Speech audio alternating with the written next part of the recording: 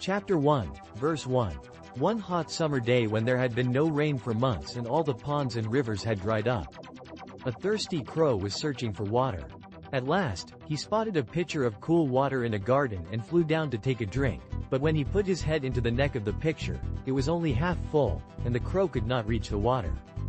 The poor crow knew that if he did not get a drink, soon, he would die of thirst. He had to find some way of getting to the water in the pitcher as he looked around, wondering what to do. He saw some pebbles on the path and he had an idea.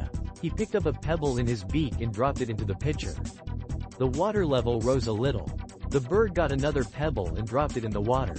A little more.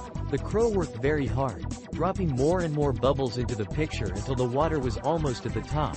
At last, the bird was able to reach the water, and he drank and drank until he could drink no more. His clever idea had saved his life.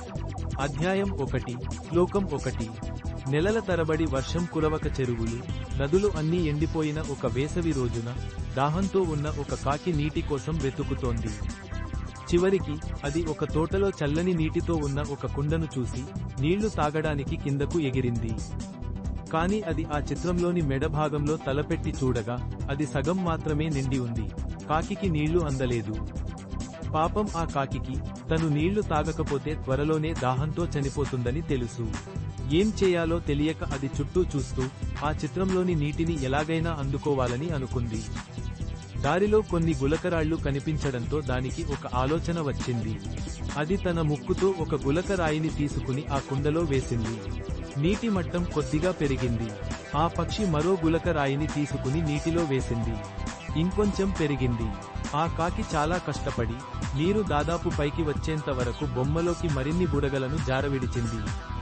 చివరికి ఆ పక్షి నీటిని అందుకోగలిగింది. ఇక తాగలేనంత వరకు తాగుతూనే ఉంది.